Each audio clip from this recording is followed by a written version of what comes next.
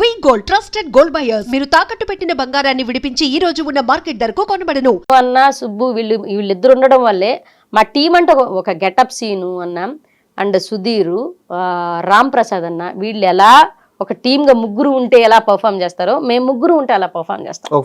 ఒక ఫ్లో ఉంటుంది నాకు అది తెలుసు. మా ఆయనకి ఆ విషయం తెలుసు, సీను అన్న కూడా తెలుసు. కానీ నా టీంలో నుంచి ఒక్కొక్కరిని అవాయిడ్ చేస్తూ ఉండేసరికి ఎందుకు ఇలా అవాయిడ్ చేస్తున్నారు, కావాలని అవాయిడ్ చేస్తున్నారని నాకు ఎక్కడో బాధ అనిపించింది. కావాలని అవాయిడ్ చేస్తూ మేము చేయగలిగిన దాన్ని వాళ్ళ అవతల వాళ్ళకి నేర్పించాలి, నెల్లూరు యాస నేర్పించాలి. వాళ్ళకి మనం ఇచ్చిన స్కిట్ నచ్చుకుంది బాగాలేదని వేస్తున్నారు, వెళ్ళిపోమంటున్నారు. నాకెక్కడో రాజకీయం జరుగుతున్న భావన కలిగింది. సో అక్కడతో అంతా క్లోజ్. ఎంత ఇచ్చారు జబర్దస్త్లో మీకు పేమెంట్? ఫర్ ఎపిసోడ్ 50,000 40,000 అండి. మొత్తం మీ టీం మొత్తానికి కలిపి. రైటర్ కూడా మేము వేయించుకోవాలి. రైటర్ అమౌంట్ మందే ఉంటుంది. తర్వాత రైటర్కి 10,000 తీసుకుంటారండి ఒక రైటర్. ఓకే, వాళ్ళు ఇస్తారా రైటర్? లేదు, మనం వేయించుకోవాలి. రైటర్కి మనం ఇచ్చిన తర్వాత సుబ్బు గారికి నాకు ఇంకా కో యాక్టర్ నడుస్తారు. వాళ్ళకి నరేష్ కాకుండా మిగతా కో యాక్టర్స్ ఉంటారు, వాళ్ళకి కూడా మనం వేయించుకోవాలి. 3-4 ఉంటారు. ఎంత మిగిలేదు? ఎంత చాలా తక్కువ మిగిలేదండి, 5,000 6,000 అట్లా మిగిలింది అన్ని పోంగా. అందుకనే వద్దనుకునేసాము. ఫస్ట్ ఆఫ్ ఆల్ ఆర్థికంగా కూడా అది సపోర్ట్ అవ్వట్లేదు. పైగా వాళ్ళకేదో మనం నచ్చట్లేదు. పైగా అంటే రాను ఎందుకో వాళ్ళ రిసీవ్మెంట్ మారిపోతూ వస్తుంది. ఫస్ట్ బాగానే రిసీవ్ చేసుకున్నారు, బాగా మాట్లాడారు. తర్వాత మాతో మాట్లాడడం తగ్గిపోయింది, ఏదో బాగాలేదనడం ఎక్కువైపోయింది. ఎందుకో మనం వీళ్ళకి నచ్చట్లేదు అనేసి చెప్పి మేమే బయటకు వచ్చేసి మేమే చేయలేకపోతున్నాం సార్ అని చెప్పేసి తర్వాత పిలిచారు నన్ను. మళ్ళీ మిమ్మల్ని పిలిచారు? తెలుసు నాకు ఆ విషయం. పిలిచారు, ఏం మా ప్రాబ్లం ఏంటి అని అడిగారు. బట్ నేను ఈ రోజు ఇంటర్వ్యూలు కాబట్టి చెప్తున్నాను. మీ వరకు పిలిచారు కదా? పిలిచారు. నన్ను నా వరకు పిలిచినప్పుడు నేను మా సుబ్బు గారికి కూడా ఇస్తే వస్తాను. నా వరకు పిలిచారు. తెలుసు అది. రాకేష్ చిన్నపిల్లల్ని వెతుకొని చేస్తుంటారు కదా, అతను ఫోన్ చేసి మేడం ఇట్లా కమిటీ కుర్రాళ్ళు సినిమా నడుస్తుంది, అమలాపురంలో ఉన్న షూటింగ్ నడుస్తుంది, రాకేష్ అన్న ఫోన్ చేశారు. ఫోన్ చేసి నీరజ గారు మీరు మన టీంలో ఆల్రెడీ ప్రపోజల్ పెట్టారంట, మీరు టీం వదిలేశారు కదా, నాతో మీతో కలిపి చేసుకోమన్నారు, మన ఇద్దరం కలిపి చేద్దాం, లేకపోతే మీరు నా టీంలోకి వచ్చినా పర్లేదంటే అన్న మా సుబ్బు గారు కూడా ఉన్నారు, ఆయన మంచి యాక్టర్, నాకన్నా మంచి యాక్టర్, ఆయన కూడా ఏదైనా అవకాశం ఇస్తే తప్పకుండా వస్తాను, లేదంటే మీతో పాటు ఇంకో చిన్న అవకాశం ఇప్పుడే ఫర్దర్గా ఒక స్కిట్లో అయినా పెట్టగలిగితే దానికి వాళ్ళు ఓకే చెప్పాల. సర్లే నేను మా ఆయనకి ఫోన్ చేయడంటే నాకు ఎక్కడో ఒక మంచి ఆర్టిస్ట్ని మనమే అంటే ఇంట్లో ఉన్న మంచి యాక్టర్, ఆయన చాలా మంచి యాక్టర్, మంచి టైమింగ్ ఉన్న ఆర్టిస్ట్, ఆయనకి సపోర్ట్ చేసేవాళ్ళుగా నుండుంటే నేను ఎక్కడికి తీసుకెళ్ళినా వాళ్ళకి నెక్స్ట్ డే వాళ్ళు సుబ్బుతో చెప్పరండి. నాకు ఎందుకు అర్థమయ్యేది కాదు. అంటే కొన్ని వాళ్ళకి ఈయన నచ్చడు అనేది నాకు అర్థమయ్యే తర్వాత ఈయన ఎందుకు నచ్చడం పాపం, అంత మంచి ఆర్టిస్ట్, ఆయన ఎవరితో కూడా సరిగా మాట్లాడు, వాళ్ళతో మింగిలైపోయి ఆ పిచ్చి వ్యవహారాలు కూడా లేవు, ఏం లేవు, తన పని ఏదో తను చేసుకొని వచ్చేస్తాడు.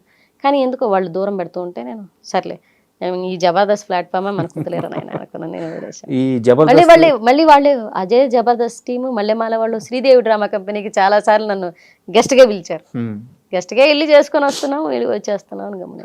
అండ్ సినిమాల విషయానికి వస్తే ఒక స్టార్ హీరోని ట్రైన్ పిలిచి మళ్ళీ సారీ చెప్పారట. స్టార్ హీరోనే సిద్ధు సార్ అండి.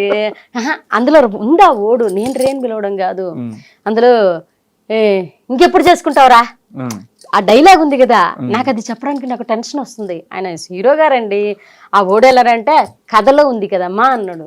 హీరోనే అన్నారు, డైలాగ్ చెప్పండి. ఒరే ఇంకెప్పుడు చేసుకుంటారా పెళ్ళా అంటాను కదా, అదే అన్నప్పుడు ఆ డైలాగ్ సార్ రావద్దు సార్, రే ఎందుకు రాశారు, ఇంకెప్పుడు చేసుకుంటావు పెళ్ళి అంటాను అంటే అప్పుడు బాగా వస్తుందా, ఫ్యామిలీలో చిన్నమ్మ పిన్నిలు ఇలాగే కదా మాట్లాడతారని సిద్ధు సార్ అంటున్నారు. ముందు సిద్ధు సార్ డీజేటీలు ఆ డైలాగ్ చెప్పేటప్పుడు సార్ ముందు చెప్పిస్తారండి, ఒకసారి అనుకుందామని అంటారు ఆయన. ఆ సీన్ ఒకసారి ఆయన రిహార్సల్ చేసినప్పుడు అది చెప్పేటప్పుడు నేను డైరెక్టర్ సార్ చూసి మల్లికార్జున సార్ ఆ సార్ చూసి సార్ రయన్ రాశారు సార్, నాకు భయం వేస్తుంది అంటే పర్లే అంటున్నారు. సిద్ధు సార్ ఇంకెప్పుడు చేసుకుంటారా పెళ్ళని అని ఇట్లా చేయబెట్టి అనేసి సారీ సార్ పర్లేదమ్మా, అది కథలో ఉంది కదా అంటున్నారు. ఉమ్. నాకు సినిమాల అవకాశాలు వస్తున్నాయి, వీళ్ళతో ఎలా నడుచుకోవాలో తెలియదు, ఎట్లా నడుచుకుంటే ఏ గొడవలు వస్తాయి అని ఒక టెన్షను. పెద్ద పెద్ద వాళ్ళతో వచ్చింది, ఎత్తుకోవడం పెద్ద హీరోతో వచ్చింది. అవును. ఆయన మంచి హీరో, అప్పటికి ఆయన రేటింగ్ ఓ రేంజ్ లో వెళ్తుంది సినిమా వెళ్ళేటప్పుడు. డిజెట్ వెళ్ళిన తర్వాత ఆయన మంచి చాలా పెద్ద హీరో అయ్యారు. అవునవును. అప్పటికి చెప్పారన్నమాట ఆయన బర్త్డే స్ట్రగుల్ ఇదంతా వినున్నా నేను. ముందు రోజు ఆయన ఇంటర్వ్యూలు కొన్ని చూశాను, అదంతా చూసి చాలా గొప్ప మంచి యాక్టర్తో చేయబోతున్నాం మనం అని ఆ గుడ్ ఫీల్తో వెళ్ళాను. ఆ గుడ్ ఫీల్ ఇది ఒకటి రాసి పెట్టారు. ఈ అమ్మాయి వీళ్ళు ఇప్పుడే రాశారా ఈ రేనే అనుకునే. చిన్నమ్మ నేను, ఏంటి చిన్నమ్మ పతంగం రాజా ఏం చేస్తున్నాడు అని అంటే, బానే ఉన్నాడు, రే నీకు సంబంధం అది 2 సార్లు 3 సార్లు వస్తాయి ఆ రేలు, ఇన్ని రేలు ఎందుకు సార్ ఏడా అని నేనంటే ఆయన పర్లేదు. ఆ సిద్ధు సార్ రాసిన స్క్రిప్ట్లు అంతా. అంటే సెట్స్ లో ఒక మర్చిపోలేని ఒక ఇన్సిడెంట్ అంటే ఏం చెప్తారు సిద్ధు సార్తోనా? ఆ రిహార్సల్ టైంలోనేనండి. రిహార్సల్ జరిగేటప్పుడే అంటే నేను రేన్ సారీ సార్ అని అంటే పర్లేదమ్మా అంటే ఆయన తీసుకునే విధానం నాకు మర్చిపోలేని విధానం ఏంటంటే ఆయన సరౌండింగ్స్ని చాలా హెల్తీగా మారుస్తున్నారు. ఇప్పుడు ఒక ప్రతి దాని మీద అంటే ఎవడ ఫేస్లో స్మైల్ లేదనుకో వెంటనే స్మైల్ వచ్చేటట్టు చేసేస్తాడు ఆయన. ఆయన ఒక స్మైల్ బాంబ్లా చేసేస్తాడు అనమాట. ఏంట్రా సంగతే అని ఈయన డైలాగ్ వేయంగానే అవతల నవ్వేస్తాడు. ఏం లేదు సార్ అంటే ఆయన హెల్దీగా చేసుకుంటాడు షూట్. ఆయన ఉన్న అట్మాస్ఫియర్ని చాలా హెల్దీగా మార్చి కాసేపు నవ్వించేసి వీళ్ళ మీద కౌంటర్లు వేసేసి నవ్వించేసి ఆ తర్వాత అది కూడా హెల్దీగా ఉంటాయి ఆ కౌంటర్లు కూడా. మనసును వచ్చే విధంగా ఎక్కడా మాట్లాడరు. అంటే నేను భగవంతుడి దేవాల నేను ట్రావెల్ చేసిన ప్రజెంట్ ఈ సినిమాలన్నీ కూడా చాలా మంచి అనుభవాలు వస్తున్నాయి నాకు. అంటే ఇలా ఉండాలి, ఇలా ఉండాలి. విశ్వక్సేన గారు కాదు, ఆయన కూడా బాగా చాలా బాగా మాట్లాడతారు. ఆయన కూడా చాలా బాగా రిసీవ్ చేసుకుంటారు, బాగా అందరితో మాట్లాడతారు. ఇప్పుడు వస్తున్న ప్రజెంట్ జనరేషన్ హీరోలంతా అంటే కో యాక్టర్స్ పక్కన క్యారెక్టర్ ఆర్టిస్టులు అందరినీ కలుపుకొని మాట్లాడుతున్నారండి. ఒకప్పుడు నేను లేను కాబట్టి నాకు తెలియదు. ఒకప్పుడు మిగతా కో యాక్టర్స్ ఎలా ఉండేవాళ్ళు, వాళ్ళతో బిడియం ఉండేది, మాట్లాడడానికి ఇబ్బంది పడేవాళ్ళేమో. కానీ ప్రజెంట్ ఉన్న జనరేషన్ హీరోలంతా క్యారెక్టర్ ఆర్టిస్టులతో చాలా బాగా మాట్లాడతారు, ఎంకరేజ్ చేస్తారు.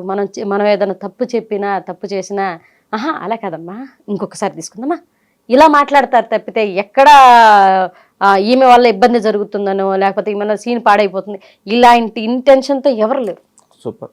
అది నాకు అది మంచిగా అనిపించింది. నాకు నెక్స్ట్ క్వశ్చన్, ఇది ఆల్రెడీ మిమ్మల్ని ఒక ఇంటర్వ్యూలో అడిగారు, మీరు సమాధానం చెప్పారు. నేను ఎక్స్టెండెడ్ గా మళ్ళీ అడుగుతున్నాను. కమిటీ కుర్రాళ్ళ సినిమా చాలా పెద్ద హిట్. అంటే ఇండస్ట్రీ మొత్తం ఒక్కసారిగా అటు తిరిగి చూసింది, ఎవరి 11 మంది ఎవరి ఆర్టిస్టులు అని చెప్పేసి. మంచి కథ. మీది వచ్చేసి చాలా మంచి రోల్, ఎమోషనల్ రోల్. ఆ సినిమా సక్సెస్ తర్వాత చిరంజీవి గారు అందరిని పిలిచారు. అందరూ వెళ్ళి చిరంజీవి గారిని కలిసి ఆయనతో ఫోటో దిగి ఒక మంచి మెమరీ. యాక్చువల్ గా మీరు కూడా వెళ్ళాలి. నాకెవరు నన్ను పిలవలేదండి, నన్ను ఎవరు పిలవలేదు. యాక్చువల్లీ మా ప్రసాద్ బెహ్రా ఏమన్నాడు, చిరంజీవి సార్ దగ్గరికి పోతున్నారని నాకు ఎవరో చెప్పలేదు. ఇట్లా నన్ను పిలుచుంటే నేను వెళ్ళి చిరంజీవి సార్ దగ్గరికి ఎవరు పోకుండా ఉంటారండి. మా ముందు వెలిగిన ఒక పెద్ద హీరో అతను, తన ఇండస్ట్రీని ఓ రేంజ్లో నిలబెట్టిన వ్యక్తి. ఆయన అంటే నాకు చాలా అభిమానం, మా గురువు గారు. ఆయన దగ్గరికి పోకుండా ఎవరు ఉంటారు. బట్ నాకు ఇదేమంటే ఈవెంట్ ఉంటుంది కదా, సాంగ్ లాంచ్ ఈవెంట్లు, ఆ ఈవెంట్లు పిలిస్తే నాకు భయం అని చెప్పాను మా ప్రసాద్ బెహ్రాతో. అరే ఈవెంట్లకు రావాలంటే నాకు ఏదో సిగ్గుగా ఉంటాను రా, నేను అక్కడ రావచ్చు కదనే, ఎన్నిసార్లు ఎప్పుడు ఇంట్లో ఎందుకుంటావు, ఇట్లా ఈవెంట్లో కనపడాలి కంటే బాబోయ్ పెద్ద పెద్దోళ్ళు వస్తారు ఆ ఈవెంట్లో, నాకు ఏదో టెన్షన్ ఉంటుందిరా, ఏం మాట్లాడాలి అర్థం కాదు, నువ్వేం మాట్లాడబోదు వచ్చి కూర్చోడాలని. బట్ నేను పోలేదు. ఒకసారి మాత్రం ఈ సినిమా అయిపోయిన తర్వాత నాగబాబు గారు ఈ అవార్డ్స్ లాగా ఇచ్చారన్నమాట. సినిమా కమిటీ కుర్రాళ్ళ సినిమా అయిపోయిన తర్వాత అక్కడికి వెళ్ళాను. కానీ వీళ్ళందరూ హీరోలందరూ పోయి లాంచ్ ఈవెంట్స్ జరిగేటప్పుడు నేను పోలేదు. మన అవార్డ్స్ మన ప్రసాద్ ల్యాబ్ లో అప్పుడు వెళ్ళాను. మళ్ళీ అప్పుడు వెళ్ళారు. కలవాలనుందా చిరంజీవి గారిని? అయ్యే ఎందుకుండదండి, ఈ క్షణమైనా ఉంటుంది. ఒక్కసారి మన నెల్లూరు యాసలో చిరంజీవి గారిని కలవాలని ఉందని ఒక్కసారి చెప్తారా? అయ్యా తప్పకుండా సార్, మిమ్మల్ని ఓపాలి, ఒక్కసారి వచ్చి ఒక్క ఫోటో తీసుకుంటారు సార్. ఉంటుందండి. అంటే మీకు ఒక విషయం చెప్పాలి. చిరంజీవి సార్ది డాడీ అనే ఒక సినిమా వచ్చింది. అప్పటికి నేను చాలా చిన్నపిల్లని, మా నాన్నమ్మ గారిని తీసుకొని, మా నాన్నగారు చనిపోయి ఉన్నారు. డాడీ అని ఒక సినిమా వచ్చింది. మేము తాళ్లపూడి నుంచి ముత్తుకూరులో సినిమా థియేటర్స్ ఆడేవి, వాణి హాలు ఇలా థియేటర్స్ ఉండేవి. ఆ థియేటర్కి ఈ సినిమా చూడడానికి తాళ్లపూడి నుంచి ముత్తుకూరు వరకు నడిచెళ్ళామండి మేము.